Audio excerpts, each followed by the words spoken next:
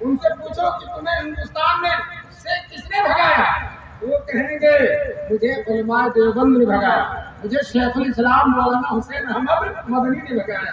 چنانچہ جب دارالعلوم دیوبند قائم ہوا تو وہاں کے بزرگوں نے، وہاں کے علماء نے یہ طے کیا تھا کہ حکومت سے کوئی پیسہ نہیں لیا جائے گا۔ غور سے سنیے گا، حکومت سے کوئی پیسہ نہیں لیا جائے گا۔ کیوں؟ انگریز حکومت مدرسوں کو پیسہ دے گی، پھر اپنا قانون چلائے گی، اپنی مرضی چلائے گی، اپنے لوگوں کو داخل کرے گی۔ ان بزرگوں نے پہلے ہی سمجھ لیا تھا کہ انگریز کو کسی طرح سے مدرسے میں داخل نہیں کرنا، چنانچہ طے کر لیا کہ انگریزوں سے کوئی مدد نہیں لی جائے گی، کوئی تعاون نہیں لیا جائے گا۔ دوستو جو ہے اس کی برکت جانتے ہیں، اس کی برکت یہ ہوئی کہ الحمدللہ ثم الحمدللہ یہ مدرسہ چلتا رہا۔ اگر ہم انگریزوں کا تعاون لے لیتے تو مدرسے میں یہ رونق نہ ہوتی، یہ مدرسے میں برکت نہ ہوتی، اتنی خدمات نہ ہوتی۔ شیخ الاسلام مولانا حسین احمد مدنی جو انگریزوں کو آزاد سے ملک کو نجات دلانے والے سب سے آخری مرد مجاہد ہیں شیخ الاسلام مولانا حسین احمد مدنی۔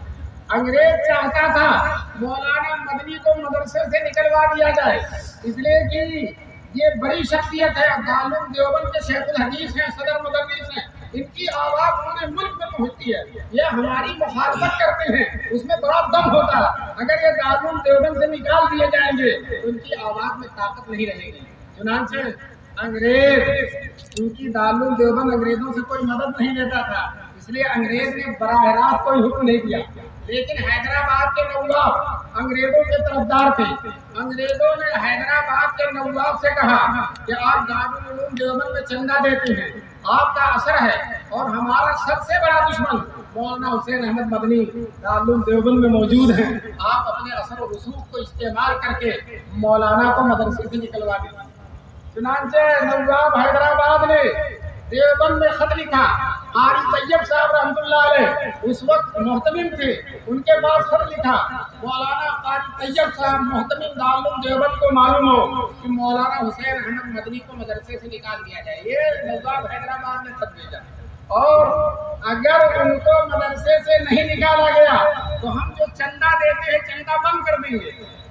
قاری طیب صاحب رحمۃ اللہ علیہ محتمم تھے، آپ بوڑھے لوگوں نے دیکھا ہوگا ان کو، حکیم الاسلام سے حکیمانہ گفتگو کرتے تھے۔ چنانچہ بہترین جواب لکھا، جواب یہ لکھا کہ حیدرآباد کے نواب کو معلوم ہو مولانا مدنی کا مدرسے میں رہنا انگریزوں کے لیے بہت مفید ہے۔ کیسے مفید ہے؟ اس لیے کہ مولانا مدنی کو ہم ہفتے میں 6 دن چھٹی نہیں دیتے، ان سے بخاری اور ترمذی پڑھواتے، جمعے کے ایک دن چھٹی کا ملتا ہے، اور پورے ملک میں جا کر انگریزوں کے خلاف اعلان بغاوت کرتے ہیں، کانفرنسیں کرتے ہیں، جلسے کرتے ہیں، تجاویز منظور کرتے ہیں۔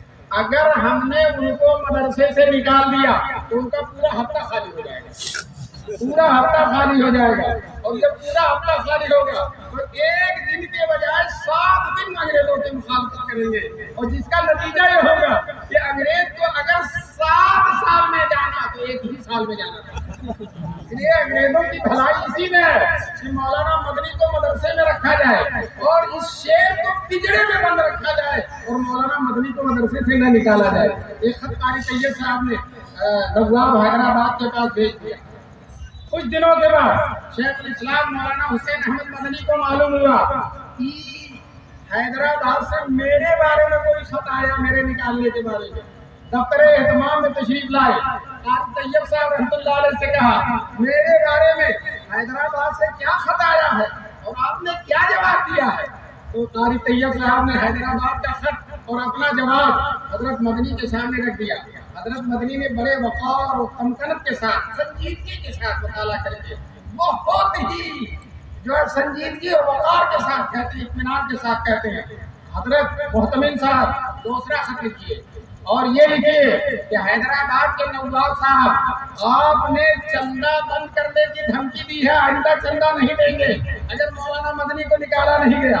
تو حیدرآباد کے نواب صاحب سن لیجئے، آئندہ چندہ دینا تو دور کی بات ہے، اب تک سال سے جتنا چندہ دیا ہے سب کی فہرست بھیج دیجیے، آپ کی ساری رقم واپس کر دی جائے گی، آپ کی ساری رقم واپس کر دی جائے گی۔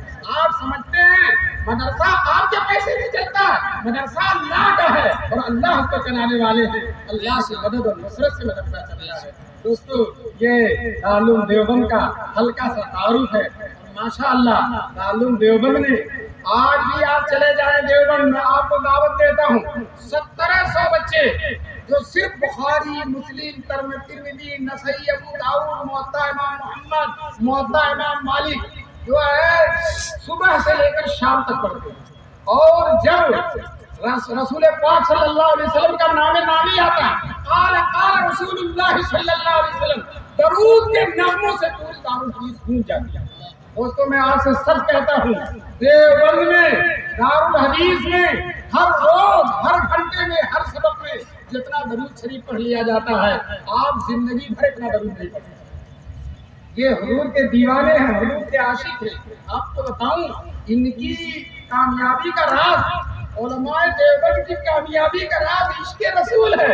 एक जलसे में हज़रत मौलाना सालिम साहब रहमतुल्लाह अलैह भी मौजूद थे और मुझे भी कुछ कहने का मौका दिया गया, तो मैंने कहा, मौलाना कासिम नानोतवी अपने इस कारनामे में, इस मदरसे को चलाने में इतना कामयाब क्या हो गए, तो उसकी वजह मैंने बताई। उनका दिल इश्क़ रसूल का मरकज था, उनका दिल इश्क़ रसूल का मरकज था। वो हुजूर के दीवाने थे, वो हुजूर के आशिक़-ए-ज़ार थे। कहते हैं, जीऊं तो साथ सगाने हरम के तेरे फिरूं। हज़रत नानोतवी खुद कहते हैं, मुझे शेर में जो नाथ का शेर कहा है, लोग कहते हैं रसूल को नहीं मानते। दोस्तों, अगर रसूल को न मानते तो अल्लाह ताला की रहमतें इनका कदम न चूमती, लेकिन अल्लाह की रहमतें कदम चूम रही हैं, इन पर रहमतों की बारिश हो रही है।